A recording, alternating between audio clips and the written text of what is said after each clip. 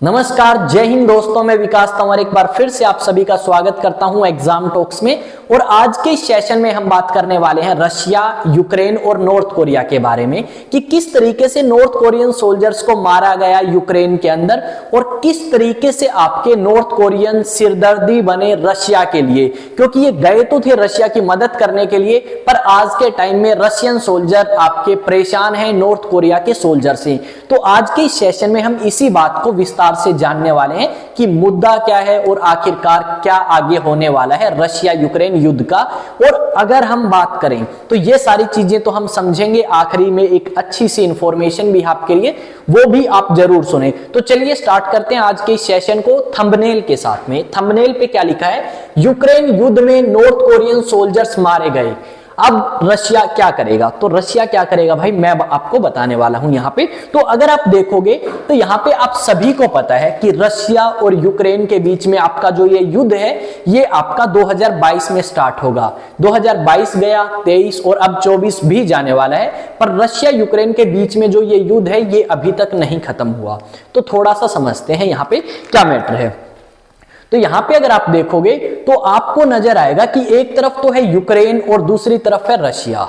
अब यूक्रेन जो है उसका समर्थन करते हैं अमेरिका और पश्चिमी देश, जिसमें फ्रांस, जर्मनी, पोलैंड, बाकी सारे देश आपका समर्थन करते हुए मिलेंगे। किसका? यूक्रेन का। दूसरी तरफ रशिया है और रशिया का समर्थन करने वाले बहुत सारे कम देश हैं, जिसमें चाइना, नॉर्थ कोरिया जैसे देश आपको शामिल मिलेंगे जो रशिया की मदद करते हुए नजर आएंगे।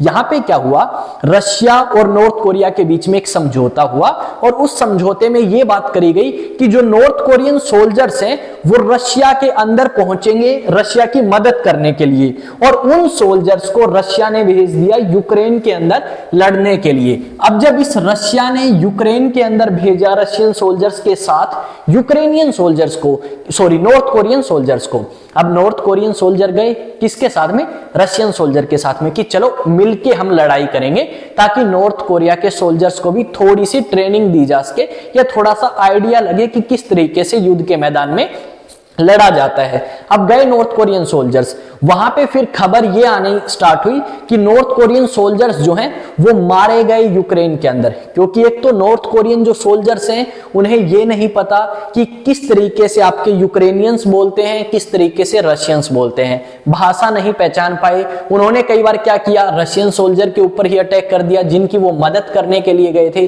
कई बार उन्हें ये नहीं पता कि ये आपकी जो टेक्नोलॉजी है रशिया के पास, इसका इस्तेमाल किस तरीके से किया जाएगा, कैसे इस टेक्नोलॉजी का इस्तेमाल करना है। तो कई बार वो अच्छे से टेक्नोलॉजी का इस्तेमाल नहीं कर पाए, हथियारों का इस्तेमाल नहीं कर पाए, और उसी की वजह से भी कई बार आपके नॉर्थ कोरियन जो सोल्जर्स हैं उनको पीछे हटना पड़ा, या फिर आप कह सकते हो मारे भी गए कुछ सोल्जर्स।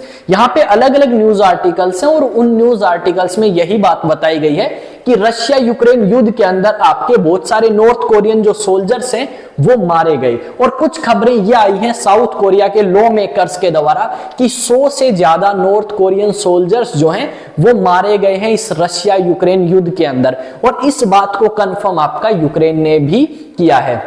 यहां पे अगर आप देख पाओगे तो एक न्यूज आर्टिकल और है, इसमें क्या लिखा गया है, इकोनॉमिक टाइम्स का है ये। North Korean troops have suffered losses in clashes with Ukraine, कि नॉर्थ कोरियन सोल्जर्स को काफी लॉस जो है वो हुआ इस रशिया और यूक्रेन युद्ध के अंदर। देखो नॉर्थ कोरियन सोल्जर्स को होना ही था।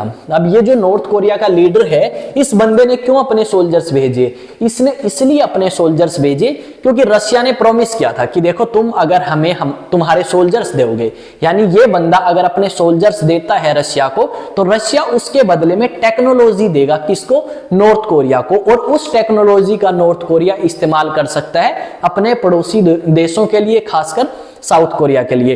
और साउथ कोरिया ने बहुत अच्छे तरीके से निगाहें जो हैं वो रखी हैं नॉर्थ कोरिया के ऊपर कि भाई जो ये नॉर्थ कोरिया के सोल्जर गए हैं रशिया में, क्या ये ठीक ठाक हैं, क्या इन्हें लड़ना आता है या नहीं आता। और इस तरीके की बातें साउथ कोरिया ने कंफर्म भी करी हैं कि नॉर्थ कोरियन सोल्जर्स मारे गए। यहां पे सिर्फ नॉर्मल सोल्जर्स नहीं, यहां पे हाई रैंक ऑफिशियल्स जो हैं, हाई रैंक आपके ऑफिसर्स हैं, वो भी मारे गए हैं इस युद्ध के अंदर। और बहुत सारी जो तस्वीर है वो आपकी यूक्रेनियन सोल्जर्स या फिर यूक्रेनियन मीडिया के अंदर भी दिखाई गई आपकी नॉर्थ कोरियन सोल्जर्स के बारे में। यहां पे एक न्यूज आर्टिकल है, क्या लिखा है इसमें देखते हैं। South Korea claims 100 North Korean troops including senior officials killed fighting for Russia against Ukraine. ये बात इन्होंने लिखी।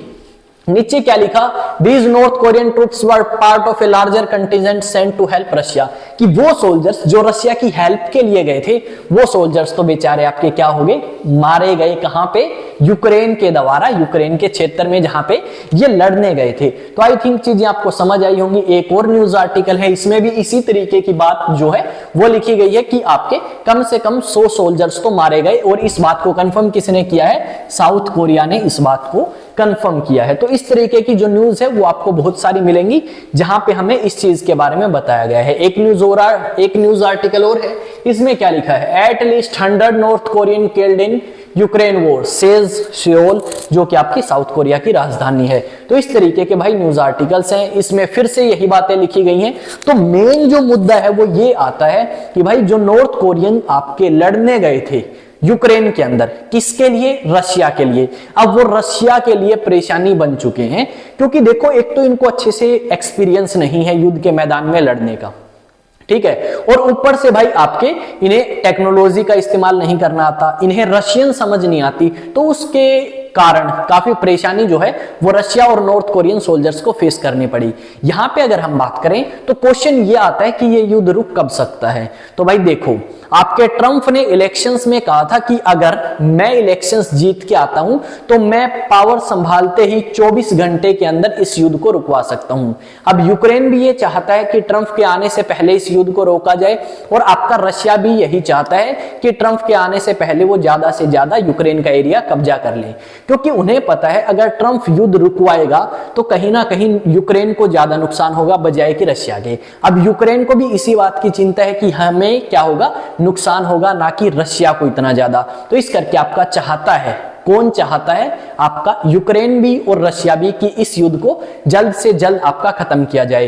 ये एक अपडेट है आप सभी स्टूडेंट्स के लिए या आप सभी पेरेंट्स के लिए। अगर आप भी एनडीए की तैयारी करना चाहते हैं या किसी को सजेस्ट करना चाहते हैं तो डेफिनेटली आप सजेस्ट कर सकते हैं अचीवेक्स एकेडमी के ऑफलाइन बैचेस। किसके लिए हैं ऑफलाइन बैचेस? For NDA. और क्लास अगर 11th के आप स्टूडेंट हैं या क्लास 12th के आप स्टूडेंट हैं तो स्कूलिंग के साथ साथ में आप कंपटीशन यानी एनडीए की तैयारी हमारे साथ कर सकते हैं फाउंडेशन बैच में। यहां पे एक चीज जो मैं और शेयर करना चाहूंगा, चीज ये है कि अगर आप 11th और 12th से प्रिपरेशन करना चाहते हैं तो करें, पर अभी एक एग्जाम है अप्रैल के अंदर, तो उस अप्रैल एग्जाम के लिए आप क्या कर सकते हैं, क्रैश कोर्स हमारा ज्वाइन कर सकते हैं, जिसको हम स्टार्ट करेंगे कब से भाई, इस क्रैश कोर्स को हम स्टार्ट करेंगे 1 जनवरी 2025 से, यानी नई साल वाले दिन।